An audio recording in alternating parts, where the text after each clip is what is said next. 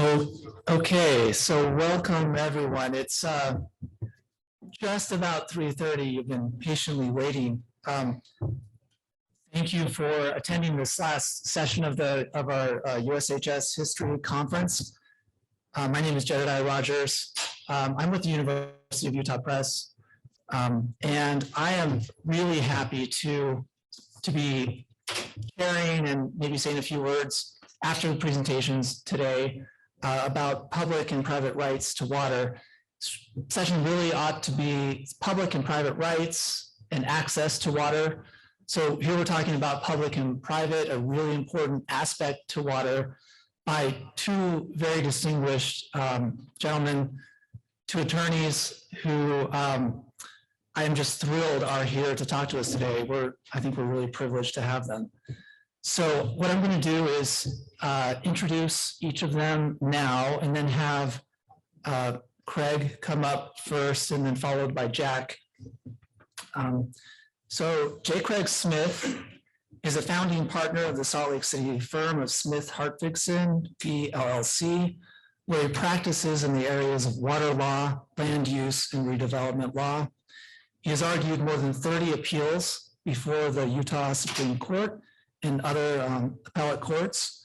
Mr. Smith is a member of the American Bar Association and the Utah State Bar's section on urban, state, and local government law, natural resources, and litigation. He has a long list of accomplishments, and so I'll just mention his work obtaining passage of federal legislation to obtain water rights for the city of Duchesne, which I find quite interesting. So that's Mr. Smith. His presentation will be titled Public Water, Private Rights. And then our second presenter is Jack Ray. Jack is a retired attorney who has spent many years engaged in Great Salt Lake issues. He currently is president of the Utah Waterfowl Association and chair of the Great Salt Lake Alliance. He is author of Duck Fever, Hunting Clubs and the Preservation of Marshlands on the Great Salt Lake, which was published in the Utah Historical Quarterly in 2019. And his presentation today is titled Public Hunting Access on Private Lands and Water, Early 20th Century Disputes in Utah. So with that, let's invite Craig up to the podium. Thank you.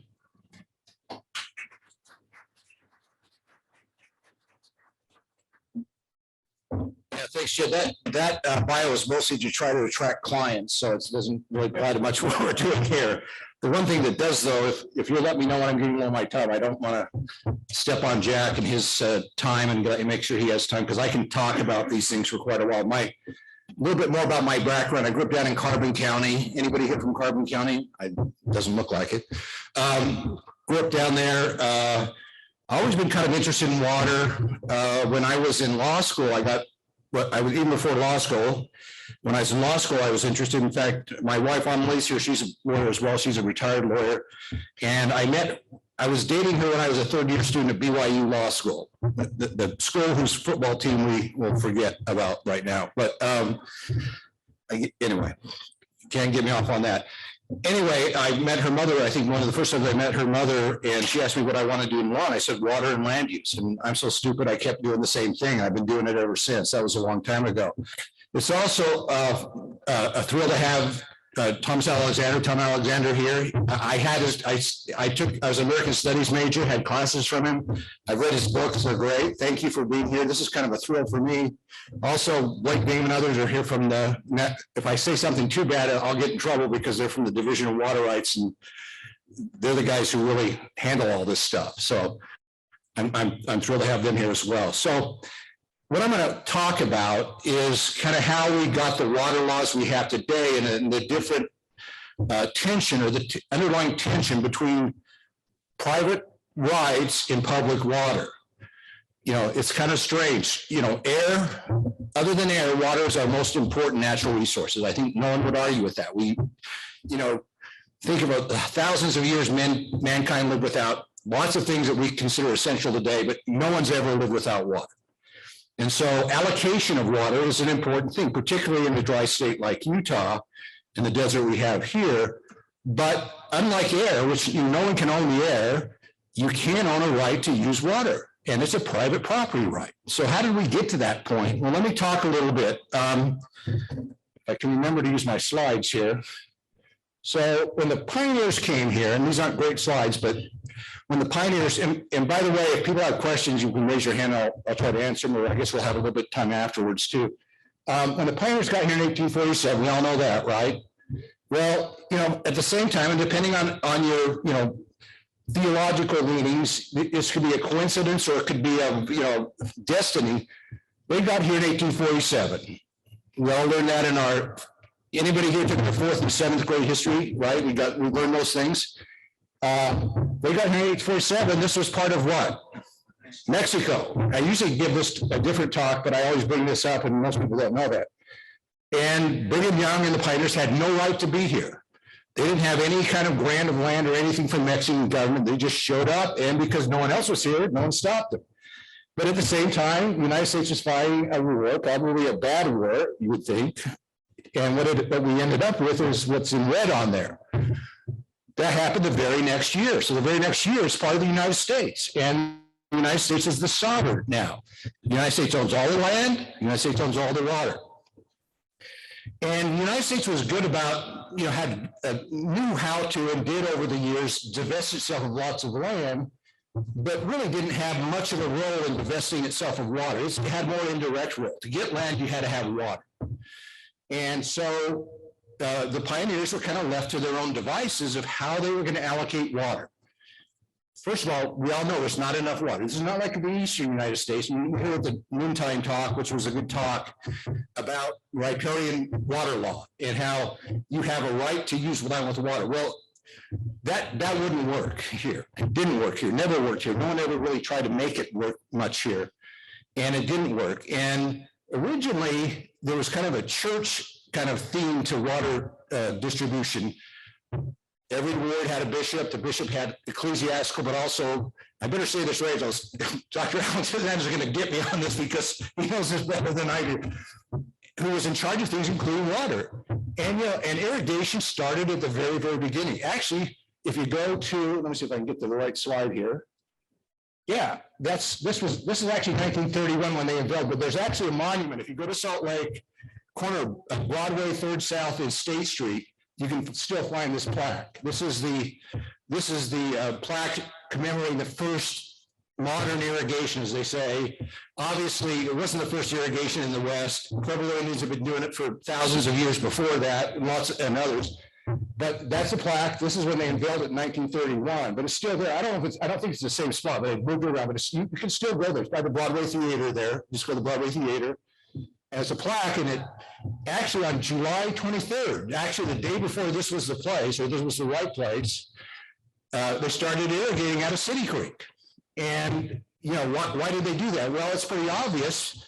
They weren't prepared to subsist as the Native Americans were subsisting. They knew they had to grow crops. They couldn't grow crops without water. Else they'd starve to this, so they had to start irrigating. So that actually started one day before Brigham Young, was here, and that's the plaque that commemorates that. And so water irrigation was very important. When you think about the Salt Lake Valley, it's probably one of the easiest places to settle first, because there's 7 perennial streams that come through the Salt Lake Valley. That's really unusual. Now, there's no major rivers like we have here in Utah County, but 7 streams and kind of evenly spaced throughout the valley, so it made it easy access to the water to irrigate. So let's see, let me go to my next slide. So we start out kind of with an ecclesiastical way of the High Council was in charge of the bigger canals, but probably because of things like Johnson's Army and other things, this idea of having the church kind of allocate through the bishops and the High Council allocate water pretty soon went to the wayside in Utah. It did not stick. Which is a little bit surprising because, we've all heard about United Order, Orderville, common good, common, can we just distribute our water in common? Well, that idea was an idea, but it was not an idea that had any legs because of basically economics. And so we have what was mentioned today at noon, in the noon, the doctrine of prior appropriation, like a lot of other Western states. And the doctrine of prior appropriation, it has a couple more, I think, keys to it than maybe was talked about before, but the doctrine of prior appropriation is based on a couple of things. And it has a lot to do with mining, because this, again, same time the pioneers were coming, what's happening in California? They were mining. And what did you need to mine? Well, you needed mining claim. And that was the first guy who got there, got the mining claim right. It's your claim. And we came afterwards, the claim jumper, and we shot him or whatever, stabbed him or whatever you had to do. And then what else did you need? Well, all the mining at that time was pretty much, it was pretty much like this, or like this, not as good a picture, like this. This was, you needed a source of water because it was sluicing. It was, separating. It's kind of like if you watch that TV show about those guys that mine gold up in Alaska. It's kind of like that. We don't do that much anymore. I had a client tell me that's nothing like real gold mining, but that's how they did it. You needed a source of water, and you would have a continuous source of water. Without the water, you couldn't mine. You couldn't separate the gold from the other materials. And so ideas of first in time came through that. This prior appropriation means the first person who puts the water, takes control of the water, puts it to beneficial use, has the right to use the water, continue to use the water perpetually. And people that come after, they are junior, and they don't get any water till that first appropriate gets all of the water that they can take and beneficially use. And so we started irrigating in Utah. This is kind of a good picture of what I would call historic flood irrigation, which was a great way to irrigate. It wasn't very efficient, but it's great for the pioneers because it didn't really require any kind of machinery or anything. You just had to dig ditches and furrows, and you let the water flood. That's why they call it flood irrigation. You'd flood the furrows every 3 weeks, 6 weeks, whatever, and you had, that was your water. So we started doing flood irrigation based on prior appropriation. And by the time Utah became a state, one more slide to show here. So this is the map. So prior appropriation wasn't a Utah idea. It was followed pretty much throughout all the Western dry states. Some of the states that have kind of mixed climates, like California and Oregon, have hybrid systems, but prior appropriation, first in time, first in right, put the water to beneficial use.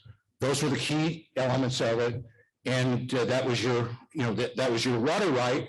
And you had the right to continue to use that water forever, as long as you did those things. And so another key issue of the prior appropriation doctrine is that the land and water are separate things you own separately. Again, riparian is reasonable use of the water on your property. And back east, there's lots of water, right? On a lot of property. I remember when I was a kid, we took the big trip of my childhood. This was 1967. We drove back to Montreal from Price to this World's Fair. And I remember we were driving along by Lake Michigan, and I kept looking down because I was used to looking down at gullies with no water, right? That's what you look at in Price. You drive by something, there's no water in the everywhere you looked. We were passing like streams all, every 2 seconds, it seemed like to me as a kid, and they all had water in them. So we have the prior appropriation. And so that pretty much recognizes really just the property rights of water. And obviously, since there's not enough of it, those are pretty important rights. However, things started to change, and we moved into what we have now, a more hybrid system than just pure prior appropriation. This is our very first state engineer. So Utah became a state in 1896. Prior appropriation is basically the rule. 1899, Willard Young, son of Brigham Young, who was also he was an engineer. He'd gone to West Point, been in the Army, and he was our first state engineer. The first idea, hey, we're not just going to leave it to these people to divide their own water. We need to have a system to administer water. And that was the first step. A bigger step came afterwards in 1903, because in 1903, we changed the way you could acquire a water right. But before I get to 1903, let me talk to you about the Utah Constitution. The Utah Constitution has a very interesting clause about water, and only one clause about water. This is Article 17, Section 1. All existing rights to the waters in this state for any useful or beneficial purpose are hereby recognized and confirmed. That's all it says in our Constitution about water. Well, other than it tells cities they can't alienate it, but that's another story. But that's what it says about water, and that was because even at the time of statehood, there was this tension between, is this a private good or is this a public resource? And they couldn't come to an agreement at the Constitutional Convention, so that was the compromise language that said, well, we're going to recognize all the rights that are there. We're not going to just, ignore those. So we become a state. 1899, we get our first state engineer. We've had state engineer ever since. There's our current state engineers right here. Teresa, first woman state engineer we have in the state. Very big job, very important job. Probably most of you, some of you have seen her picture, obviously, some of you work with her, but a lot of people probably don't know who she is, but very, very important job in the state of Utah because her job is to administer all the water in Utah. And so the other thing that came about in 1903 was a concept that again, started to show that water couldn't be just private property. It had to be something different, more than private. That's the concept of forfeiture of water rights. Now, Utah was not the first state. Most states have that concept. That means if you didn't use your water for a period of time, you would lose your water right. It would be reallocated, because this is an important public resource. It would be reallocated to someone else who would use it. When you think about property rights, that's a pretty harsh penalty. I mean, if you didn't use your land, nobody's going to come say, well, you haven't been using this land. We're going to reallocate it to somebody who's going to use this land. And this shows the difference between land and water, obviously, even though water rights are a type of real property rights. You pass the water rights by deed. That's how you do it. And that 1888, Wyoming was the first state that passed a forfeiture statute. And I get that from, there's a set of books, which I fortunately have one by a guy named Clesson Kinney, who was a attorney in Utah back in the early 1900s. And he wrote a treatise on, and I have the second edition, it's 4 volumes, it's amazing. The guy was a practicing attorney in Utah. Nobody really remembers his name anymore, but he wrote Kinney on water, irrigation, and water rights. And it's a classic set of books on that. And he's was one of the real pioneers. And so all of a sudden now, what do we introduce to this private property idea? We introduce a concept what's going to be administered, and there's going to be people that tell you whether you can use it or how you can use it. And then not only we have forfeiture. You might lose it. It might be taken away from you just because you're not using it, not because you're a bad person or anything or did anything wrong other than you haven't used your water. And then we go to, as the law develops, we start having, pretty rigid, when you think about it, it's kind of like zoning for land use or zoning for land, but it's a lot more controlling. So we have, if you want to change the nature or how you're using the water, if you want to change the place that you're using the water, you want to change the season you're using the water, from irrigation to year round or something like that, or the point of diversion where you're taking your water, again, you have to go through this administrative process, and a state engineer can tell you no, that you're not going to be allowed to make those changes. And people who are interested can protest and become part of those things. And so all of a sudden now we're getting to more of a highly regimented way to use water. We still have the right to water. And the Utah Code later says this about water. This is where the idea that this is not in the Constitution. This is in the first section of our water code. It says, all waters in this state, whether above or underground, are hereby declared to be the property of the public, subject to the existing right to the use thereof. So now we have our legislation saying, well, it's, again, they're making sure this is your water right. You don't own the water's owned by the public, and that's appropriate. That. Other thing that happened in 1903 was before 1903, you gained a water right simply by taking control and using the water. Those are what are called diligence claims. You were diligent, you took the water, it was your water. You didn't have to file any application. After that, you have to file an application to acquire a water right. You have to go through that process. All those things sort of changed. In 1935, the same thing happened with underground water. It took a while longer, even though Utah was ahead of a lot of states to understand the interconnection between ground and surface water. But since 1935, you couldn't. Before then, you could. There was a number of cases that kind of kept chipping away at this, but before 1935, groundwater was considered to be part of the property, just like part of the land. So now we have these administrative controls. Well, what's going to happen next? Well, an interesting thing was happening at the same time that, and this isn't the same time, obviously. Interesting thing, as prior appropriation was developing as a legal system, there was another very important laws that were developed, and some people go back to Justinian as for what's called the public trust doctrine, and that's that is a new concept that was introduced. How that concept, obviously Justinian didn't bring it to America. He lived in like 600 AD, he's one of the last Roman emperors. He wasn't even in Rome, he was in Constantinople because they'd already lost Rome by then. But he came up with this laws when he was, is that I wrote those down in the right place here, that you couldn't control, it's on this page. Okay, yeah, that things, certain things were public and could not be sold, could not be given to anyone. They were just there for the public and the public's benefit. And you couldn't, and you couldn't sell them, you couldn't transfer them. They were, that's why it's called the public trust, and the government held, regulated them in trust for the public. And how this doctrine came to the United States was in an 1895 United States Supreme Court case, which I'll go to this next picture, Illinois Central Railroad versus the state of Illinois. What had happened in Illinois is that the state of Illinois had sold submerged lands around the port in Chicago to the Illinois Railroad. And then the Illinois Central Railroad, built docks, built wharves, built things there, made a lot of money, and they had control of that port through that. Well, the state of Illinois, and there's some discussion that was sold to the railroad through, underhand, under the table deals and things. They went to court saying, no, we made a mistake. We couldn't do that. We didn't do that.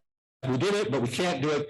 You should get, we need to get that land, those lands back. And the United States Supreme Court in 1895, and sometimes the court does lead out and has some interesting rulings, and they said, well, the navigable waters, the land under them, those are public trusts. The state couldn't give those to anybody. Those are for the public.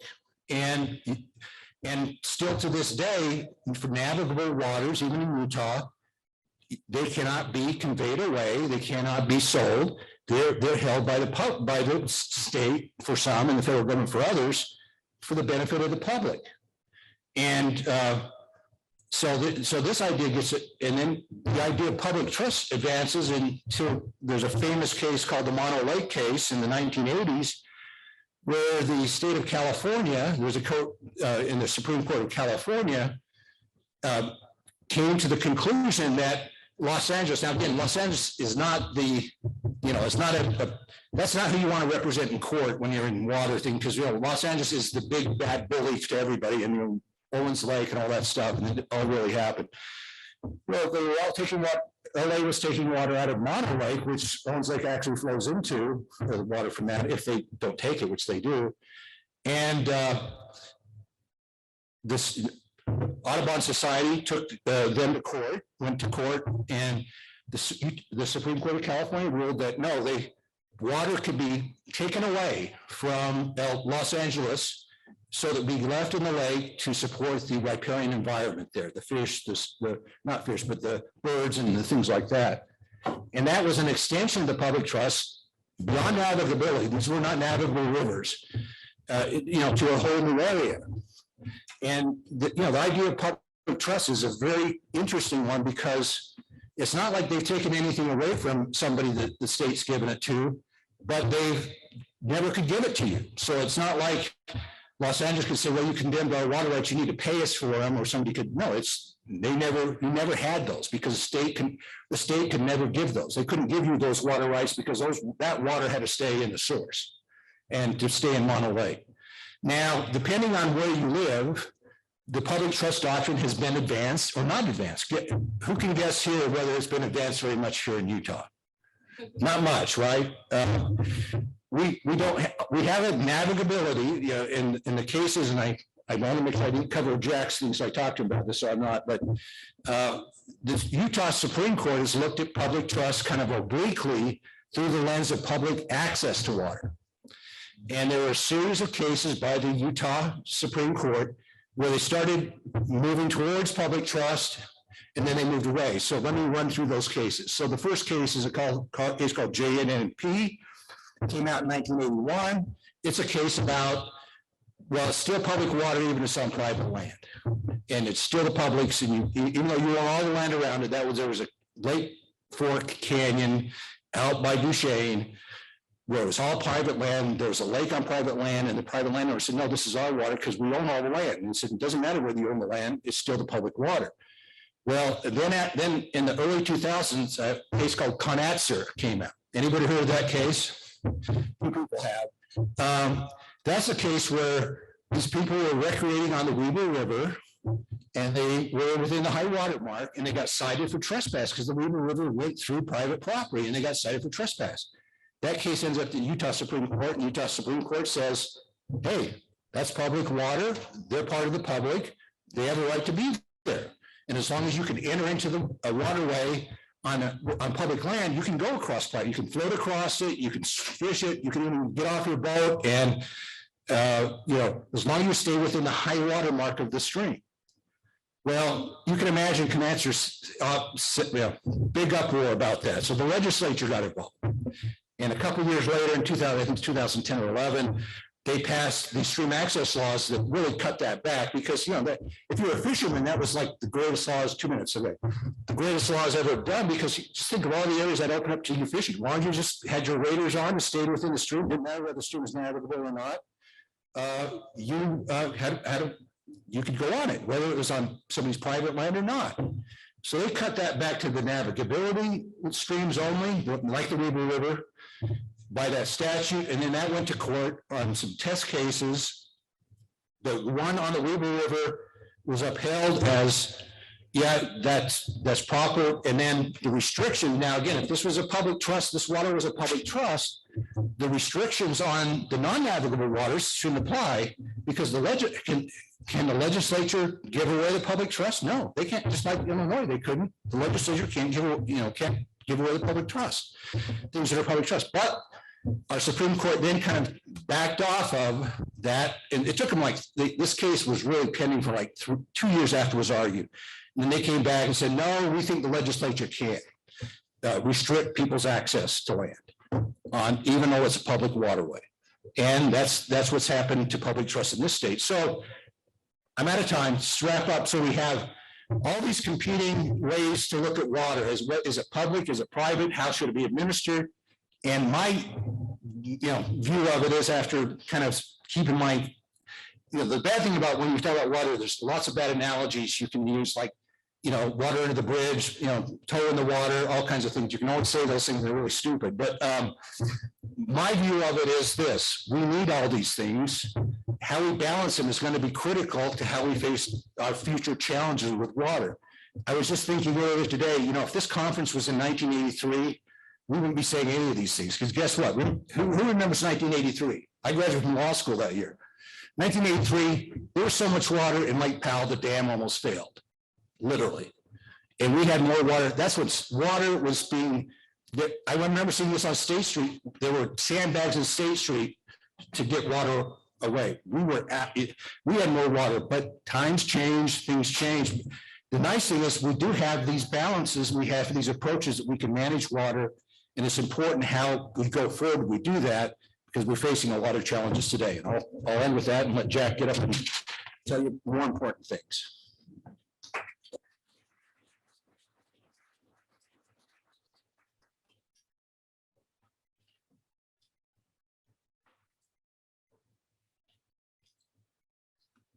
So as Jed mentioned, I'm retired.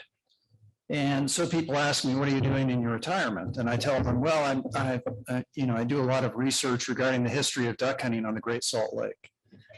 And immediately you get the blank stare, as if you just told somebody, I'm into doing reenactments of the Peloponnesian War or something like that. So you're going to be belabored today a little bit with some of the fruits of my rather narrow niche of historical research. And so one of the things you need to be aware of is a little bit of the background about the Great Salt Lake.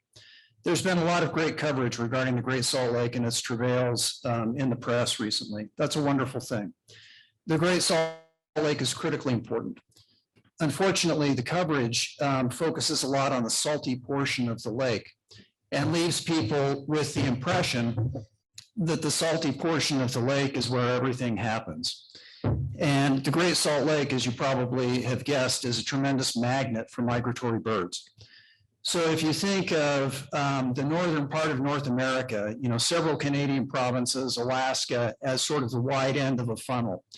And that funnel narrows down, and the tip of the funnel is right over the Great Salt Lake.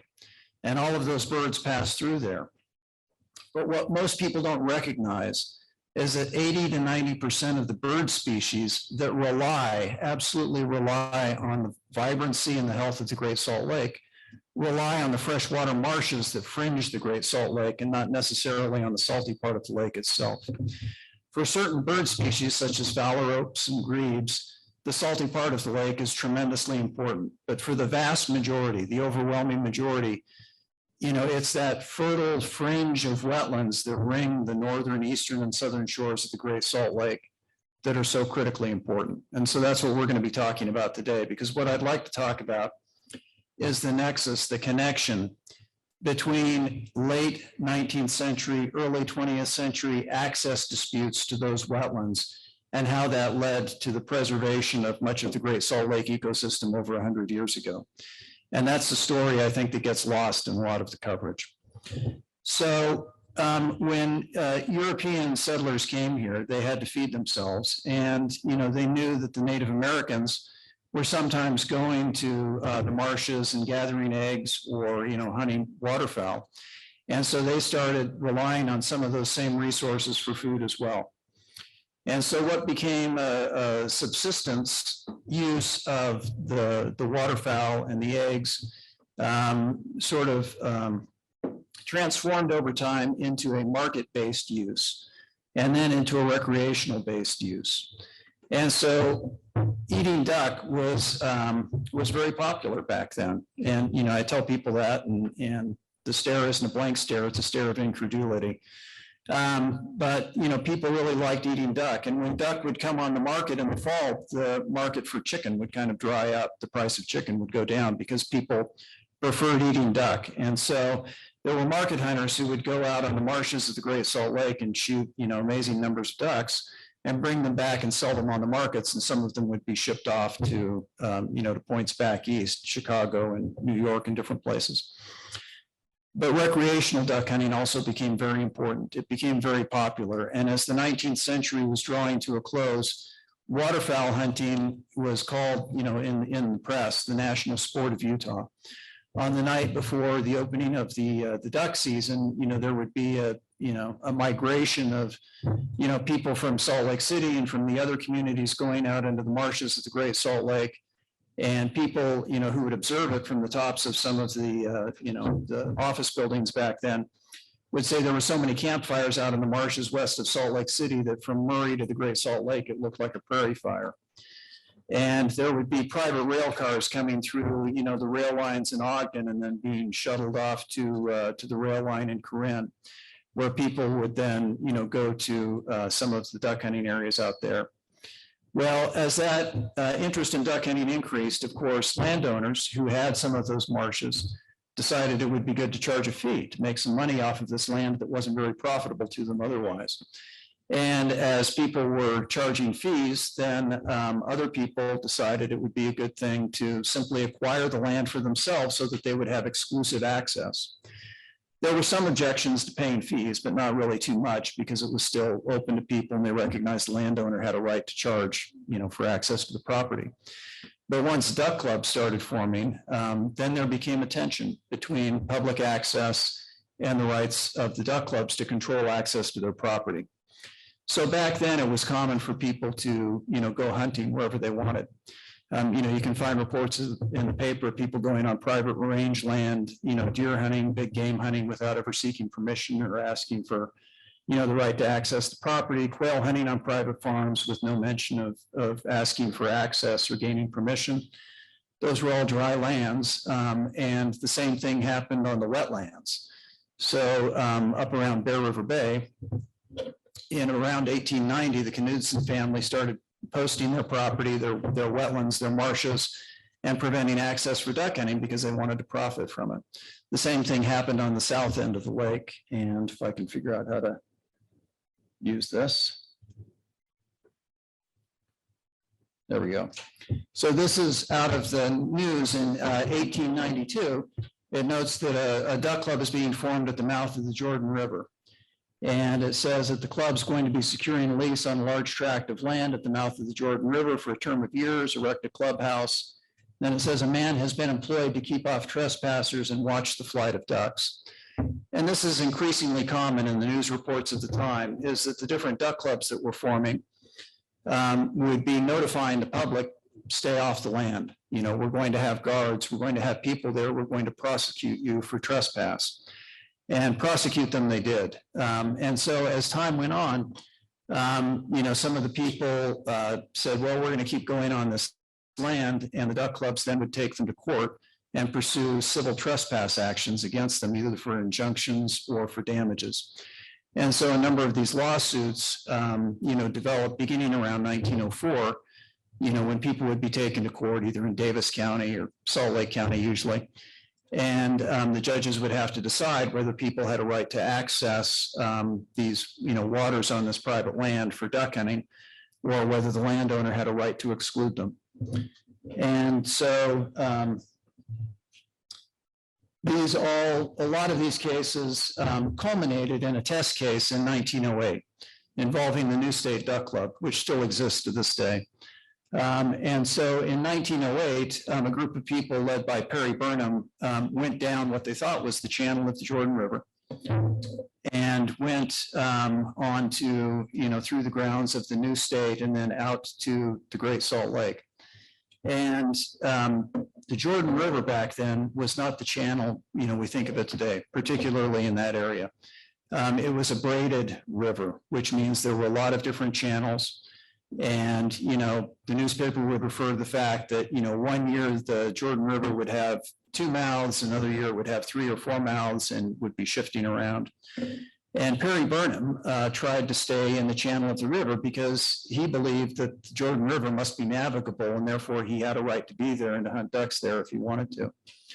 And so the judge, Charles Morse, who was considered a water authority at the time, decided to go out and take a look at it and see for himself. And so he went out, and this is the injunction after the order to show cause that he entered.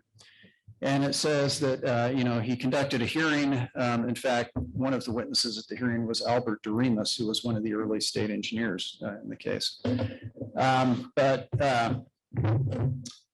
He issued this injunction and this order, and he followed the rule that every other judge who faced this issue applied in that era. And that was that access was coextensive with navigability and no further. And so he said that they're enjoined or restrained from crossing over, being upon, or in any manner whatsoever trespassing upon any portion of the property, or on the Jordan River, any branches flowing therefrom, and either natural or artificial, or being in a boat or on foot, unless it's of sufficient depth, for a boat loaded with its occupants to float without touching the soil underlying said water. And so that's the rule you continually see applied in these cases, essentially, is that the judges were applying what they understood to be the standard rule of access on these duck club grounds, which was if you can float a boat, an occupied boat, and not touch the, the bed of the river, then you have a right to be there. If not, you don't. The duck clubs were doing another thing at this time. That is that they were impounding a lot of their property so that they could actually maximize the amount of wetland acreage on the property. And no one ever disputed the right of the duck clubs to prevent people from going on these impounded wetlands. But this case involving the Jordan River is interesting because it was seen as a test case. And so this is the way it was reported in the papers, that the court enjoined the defendants from shooting on the club grounds at the mouth of the Jordan or even using the river for getting to the Great Salt Lake. And ended for a time this most interesting legal battle. It says that the river at that point is only a few inches deep and they have to push their boats across the mud. And then it says, basically they can enter the lake at some point on the shore and go out into the waters where they can float a boat. But if they can't float a boat, then they don't have a right to be there. And then this is another report on it. And it says, His Honor holds that the Jordan River is not navigable, which means that the public has no right to go on said stream to shoot. He holds, however, that the Great Salt Lake is navigable and the public have the right to go on said waters. And so that was the rule that was consistently applied. And that, in terms of, the New State Duck Club and the South Shore of the lake, seemed to settle things. There weren't a lot of lawsuits after this. Actually, some of the Burnhams tried to go on the other side of the Jordan River so they'd be in a different county and get a different judge and get a different result. But that failed because no one knew, with the river shifting around, which county they were going to be in. And so that lawsuit was eventually dropped. So then the dispute kind of moved to the northern end of the lake. And so this is a boat on the Bear River, and it's actually a boat that's owned at the time by the Bear River Duck Club. So the Bear River Duck Club was mainly comprised of sort of the titans of industry from around the country. The people who belonged to other duck clubs other than the Bear River Duck Club were from a pretty broad socioeconomic spectrum, but at that particular club, it was pretty exclusive. And so they had this boat to bring their members from Corinne down the Bear River to the club, and then they would take the local residents on excursions during the summer at other times. So no one ever disputed the navigability of the Bear River. And but they did believe that the Bear River Duck Club was preventing people from going on the Bear River within the boundaries of their land. And so one of the Fish and Game Commissioners at the time got incensed about this and, declared that the Duck Club did not have a right to bar people from, the waters of the Bear River. That was initially reported as doesn't have a right to bar people from its waters. And it was clarified in the paper the next day that it was just referring to the Bear River. But in any event, when they would go out duck hunting, they would often be duck hunting in places like this. Those are turned over mounds of mud that would act as duck decoys. So Utah didn't have a reputation for fancy, beautiful, artistic carved wooden decoys. We had a shovel and mud. So we kind of missed out on that whole folk art thing. But in any event, they would be out on these, very shallow areas and hunting ducks out there. They would be fed by channels. And the Bear River is kind of like the main channel of the Bear River is sort of like my arm. And then it would come up into various what were called overflows. These were the outflows or the mouths of the Bear River. And there were about half a dozen of them, and they were identified on maps at the time. And so these overflows, they were defined, and they would be these channels that would then pour water out into Bear River Bay and create the wetland environments where, people would go and chase ducks. And so some of the people up there decided to try a test case against the Knudsen family, which had been limiting access to its property by this point in time, for like 20 years. And so they went on the Knudsen property and they were taken to court in Brigham City. And in Brigham City, the people who were the trespassers, agreed that they did not have a right to cross any land to get to water.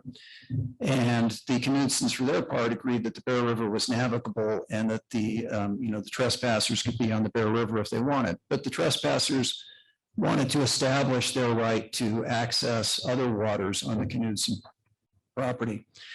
And so the district court up in Brigham City applied the same standard that the judge down in Salt Lake County had applied, and that is that access was only coextensive with navigability.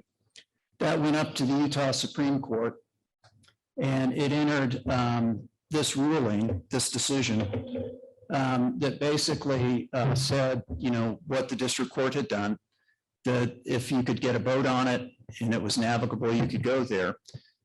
the Utah Supreme Court took an even more restrictive position as it related to Great Salt Lake wetlands. It said basically that, saying that they can go on these channels and waters as long as you can float a boat is wrong. It says, so regarding it, we think the lower court judgment wrong. The defendant's right to hunt and fish on the river may be conceded. That, however, does not give him the right to hunt and fish on waters on plaintiff's lands caused by overflows or on sloughs, marshes, lakelets, or other waters on lands not a part of the natural channel of the river, and the river they're referring to is the Bear River. So this decision of the Utah Supreme Court basically settled the issue, at that time. And so after that, there were no longer any real serious disputes about whether the duck clubs could control access to their property. Some of the people who didn't belong to clubs had gone to the legislature, and they actually tried to get the legislature to change the law. And it was interesting in the way they did it. They didn't say that, we're entitled to go on unnavigable waters. They simply tried to change the definition of navigability, which again was a reflection of the fact that everyone understood that access and navigability were, joined at the hip. And so that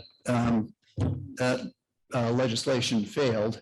Basically, they tried to get waters declared navigable if they held ducks. So, I guess navigable for a duck, but that failed in the legislature, not surprisingly. In any event, so how does that relate to saving the Great Salt Lake? Well, after, these decisions in Salt Lake County and after the decision, of the Utah Supreme Court, the state of Utah decided to take a different approach. And so the state of Utah took the approach that we're going to start buying up lands around the Great Salt Lake, or we're going to start developing state lands around the Great Salt Lake. And so there was a recognition already at this time of how important the Great Salt Lake was to migratory birds. And in 1924, there was a hearing held in Congress. And this is Dr. Edward Nelson, who was the chief of the Biological Survey, which was the precursor of the Fish and Game. And he basically said, the areas of these water areas is vital to the maintenance of shooting in this country. And that's kind of how people viewed waterfowl back then, as it was a recreational resource. A practical illustration of this are the facts developed in the Bear River marshes in Utah. And he talks about, what we recognize today as botulism. But then he said, this proves that if you maintain the Bear River marshes at the Great Salt Lake, you have a central distributing point which supplies birds for the water areas in all the surrounding states. If the Salt Lake marshes were drained, and they can be drained for future agricultural purposes, that would wipe out this distributing point as a source of supply. And then he said, I think the maintenance of the Salt Lake marshes is one of the most vital things in the perpetuation of wildfowl shooting in all the West. It is, I believe, the most valuable area of the kind in the country, except the marshes on the Gulf Coast. So even back then, they understood how important the Great Salt Lake was to bird life. And the state officials, the governor, was going around the country and saying the same thing. We need to preserve these marshes. So the legislature, about 8 years before this, had authorized the state to start buying up land for the purpose of creating, public hunting areas for waterfowl. So the first area that they acquired was called the public shooting grounds, which tells you what his purpose was. But that was 12,000 acres on the north end of the lake. And then over time, they bought up all of these other areas. The Bear River Bird Refuge was federal. And it was such a big project, the state wanted the federal government to foot the bill on that, basically. So they let the federal government take primacy in that. But all of these other areas, and Harold Crane is actually, I left the number off, but it's 10,500 acres. So because, they weren't able to basically force public access on the duck clubs, it pushed them to acquire all of these lands around the Great Salt Lake and develop all of these marshes around the Great Salt Lake. And the duck clubs still exist today. And those privately managed wetlands around the Great Salt Lake contribute 40,000 acres of very productive wetlands. So when you combine that, and in addition, the duck clubs also acquired significant water rights. And so those water rights have been dedicated to the Great Salt Lake ecosystem essentially for over a century now.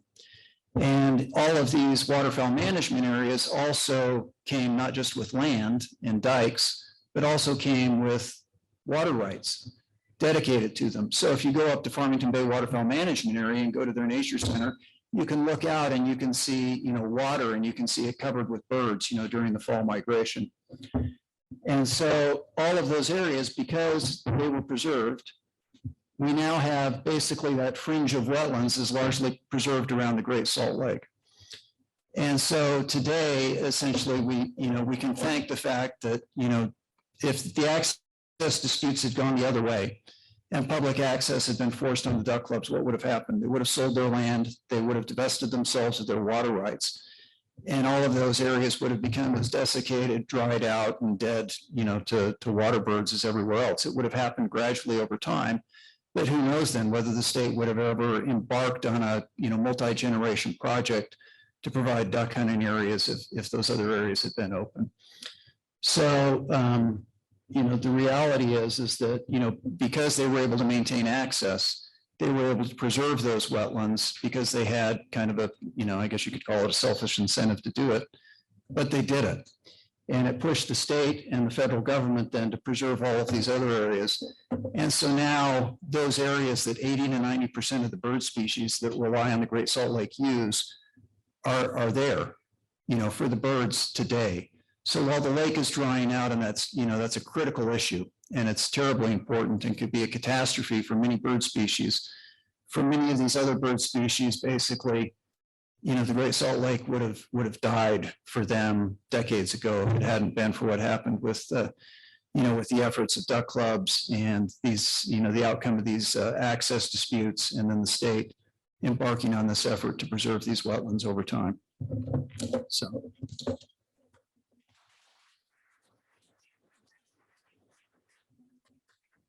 So we have about 9 minutes, but I'm going to just quickly, through forbearance, maybe ask the first question. One, a matter of definitions, which I think is maybe quite detailed but important. Craig, you mentioned that the move to public water occurred not in 1896 with the state constitution, but in 1903. My understanding is that Elwood Mead, who is the state engineer of Wyoming, was sort of the father of this movement towards public water, and that he argued that water rights ought to be retired when the use to which they were put to work was outdated or had failed, that water management belonged in the hands of people who knew about water, not in the courts, and that water ought to be protected for public and not solely private interests. So he was successful in Wyoming. In 1903, Utah takes this up. I guess my question is, so the legal scholar Charles Wilkinson, he makes the argument that proponents of state control of water enlisted the government purely to solidify private rights to a public resource. That is, that perhaps counterintuitively, this idea of public ownership of a state resource actually benefits private interests. And the other, I guess, theme here that I'm taking from your work, Jack, is that in fact, in these water rights cases, and then the water rights held by duck clubs, that's a private right that actually benefits a public interest. I'm seeing this blending between the private and the public, and I'm wondering, one, if you would agree with Charles Wilkinson that that's actually what the 1903 law did, or if he's mistaken there, if I'm mistaken. And second, about this blending of the public and private. I mean, how do you define these terms? They've changed over time. I don't know, is this mic on? Or one of them should be. One of them should be on. Is this one on? No. Oh, I think this one is now. Okay. I think it's both. It did help to solidify private rights because we had a water code that recognized your water rights. But at the same time, it also created an administration of those water rights, so it could be administered for the public. And under Utah law for a long time, the state engineer can take a lot of things into consideration in administering, including include public welfare. That's in the statute, has been for a long time, and can deny an application based on public welfare. Now, there's been some talk about trying to define that. I don't know if that could ever be done. But I think it did both. I think it both solidified private rights, but also recognized that, hey, the public has an interest. And then again, when we talk about private rights, you have to also remember private rights, a lot of those are held by local governments. Salt Lake City has lots of water rights. Provo has lots of water rights. And those are put to a public use. And so, you have to kind of, I think, look at it a little bit more holistically than, well, this just helped kind of secure that. I don't know if Joe. Yeah, I don't have a whole lot to add. I think, if you look at what the duck clubs were and are doing and what, like the Nature Conservancy and National Audubon Society do, since they maintain significant wetlands on the lake as well, they view it as benefiting the habitat on their property and benefiting their own, purposes, corporate purposes, whatever. But it does benefit the Great Salt Lake ecosystem. It's critical to it. So a lot of the oldest water rights that are committed essentially to preserving, that ecosystem, for whatever purpose the owners want to preserve it, are held by, by duck clubs and the nature organizations. So it provides a public benefit, but it's a private use. Does that make sense? Yeah. Okay, I do want to leave. I mean, we've got 5 minutes. Does anyone have a question for our panelists? Yeah. I can just ask it really loud. Are there any duck clubs or anything like that operate the same sort of things around Utah Lake? That's an interesting question because actually the oldest duck club was on Utah Lake, but it was more of, they had a clubhouse and they had a little bit of land. It was on Provo Bay. And so Provo Bay used to be a kind of a hot spot for waterfowl hunting before in the pre-carp era. But there aren't any duck clubs on Utah Lake now, to my knowledge. They're all concentrated around the Great Salt Lake. And so if you look at the South Shore, the Lake South Shore ecosystem, the Great Salt Lake, most of the wetlands are privately managed wetlands. And so if you took those away, if those water rights were lost, if the land were converted to some other use, it would basically, eviscerate the South Shore ecosystem of the Great Salt Lake. So.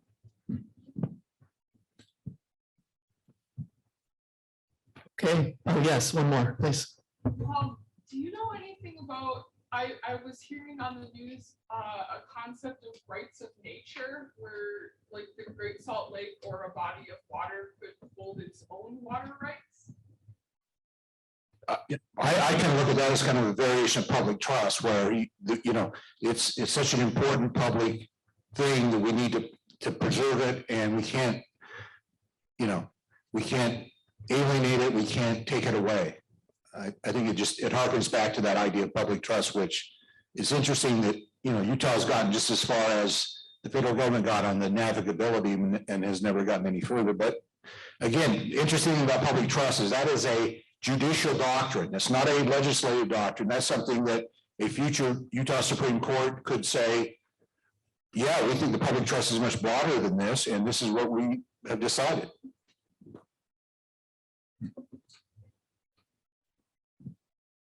Okay, well, with that, let's thank our speakers today. Thank you.